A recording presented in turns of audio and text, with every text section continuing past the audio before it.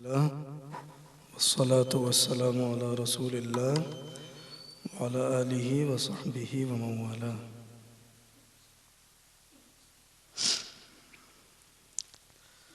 وأن محمدًا عبده المصطفى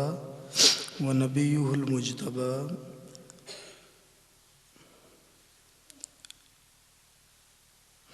اللہ تعالیٰ کی ذات کے متعلق بات کرنے کے بعد اللہ تعالیٰ کے رسول صلی اللہ علیہ وسلم کے بارے میں تفصیل سے بات آ رہی ہے۔ شیخ صالح الفوزان اس جملے کی شرح کرتے ہوئے فرماتے ہیں کہ جب امام ابو جعفر الطحاوی نے کلام کی شروعات میں اللہ تعالیٰ کے متعلق جو چیز بندوں پر واجب تھی اس کے بارے میں بات کی کہ ایک آدمی کو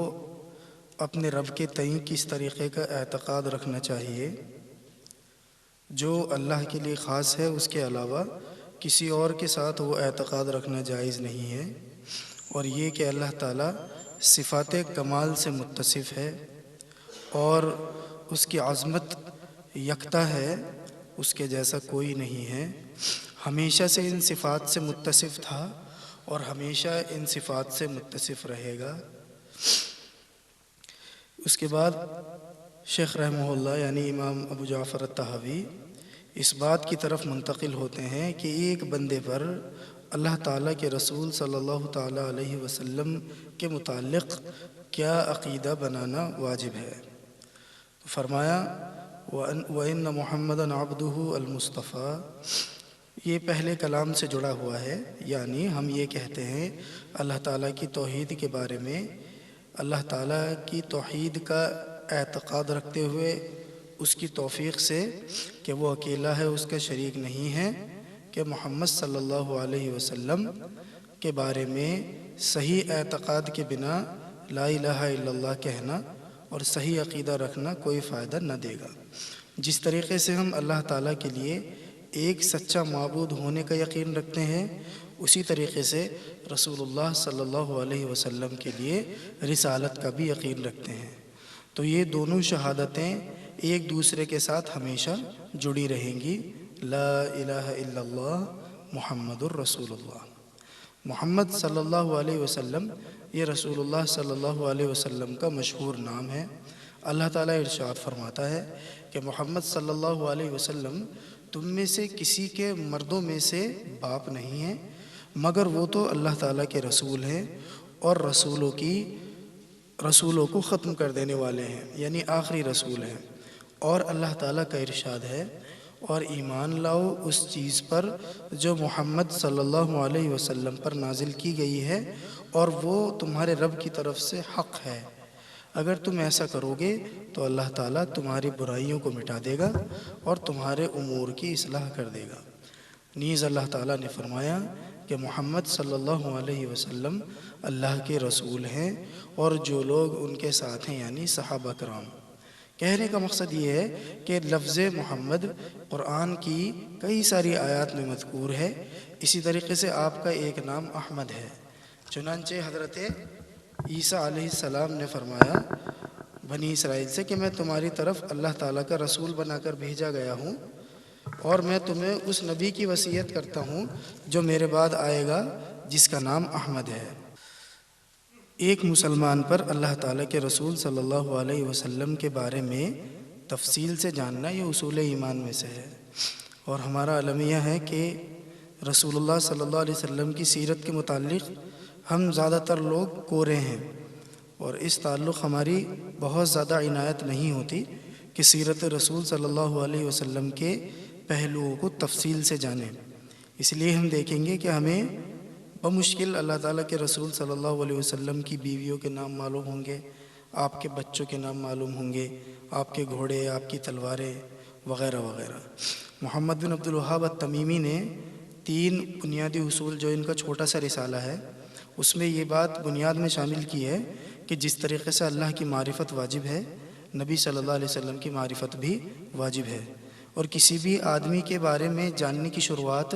سب سے پہلے اس کی پرسنل لائف سے ہوتی ہے۔ اس کا نام کیا ہے، کہاں پیدا ہوئے، والدین کا کیا نام ہے، کس طریقے سے زندگی گزاری، کتنی شادیاں کی، کس طریقے سے شروعات میں کام کیا، اور کس طریقے سے آپ نے مختلف قسم کی کارروائی پوری زندگی میں انجام دی۔ چنانچہ دین کی معرفت تمام دلائل کو جانتے ہوئے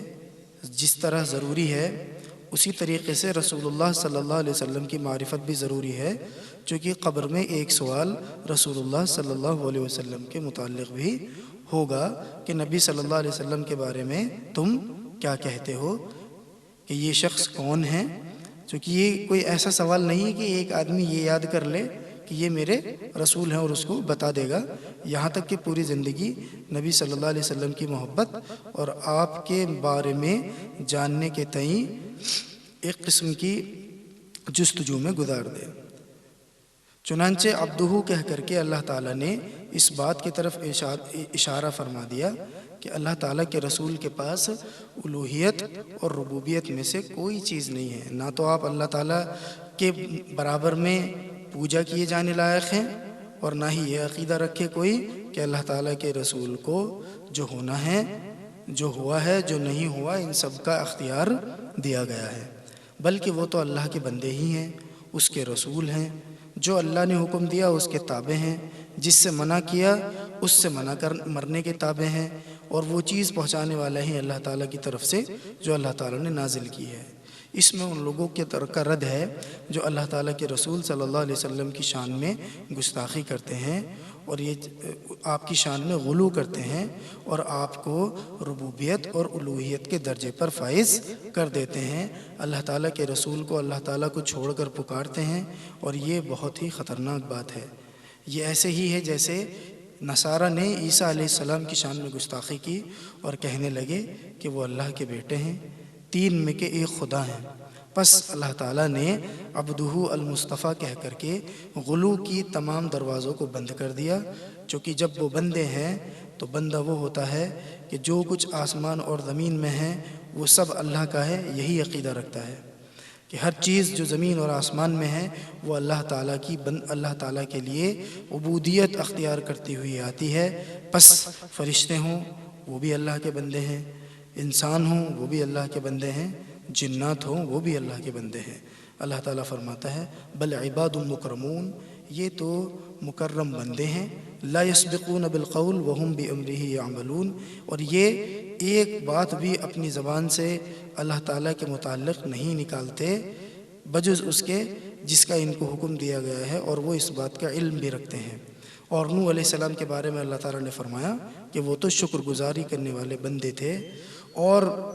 دیگر جگہ فرمایا فَكَذَّبُوا عَبْدَنَا، کہ ہمارے بندوں کو جھٹلایا۔ ان تمام آیات سے یہ معلوم ہوتا ہے کہ تمام انبیاء اللہ تعالیٰ کے بندے تھے، اللہ تعالیٰ کی ذات اللہ تعالیٰ کے خاصوں میں سے کسی خاصے کے مالک نہ تھے، اور ان میں سب سے افضل نبی صلی اللہ علیہ وسلم ہیں، سب سے آخری رسول ہیں، جن کو اللہ تعالیٰ نے اپنا رسول کہا ہے کہ اے نبی آپ کہہ دیجئے کہ اگر تم اس چیز میں شک کرتے ہو جو ہم نے اپنے بندے پر نازل کی ہے۔ اس آیت میں بھی اللہ تعالیٰ نے اپنے بندے کو نبی صلی اللہ علیہ وسلم کو اپنا بندہ کہا، نیز فرمایا بابرکت ہے وہ ذات جس نے اپنے بندے پر فرقان نازل فرمایا تاکہ وہ لوگوں کو ڈرا دے۔ حاصل یہ ہے کہ ایک لفظ کہہ کر عبدہ المصطفیٰ تمام باطل عقائد کا رد کر دیا گیا کہ ایک آدمی اللہ تعالیٰ کے رسول صلی اللہ علیہ وسلم کو اللہ کا بندہ مانے، اسی میں کمال اور عافیت ہے، نہ کہ اللہ تعالیٰ کے رسول صلی اللہ علیہ وسلم کی شان میں اس طرح غلو کرے جس طرح عیسیٰ ابن مریم علیہ السلام کی شان میں لوگوں نے یعنی نصارہ نے غلو کیا۔ یوں کہو اللہ تعالیٰ کے رسول نے فرمایا کہ میں اللہ کا بندہ ہوں اور اس کا رسول ہوں۔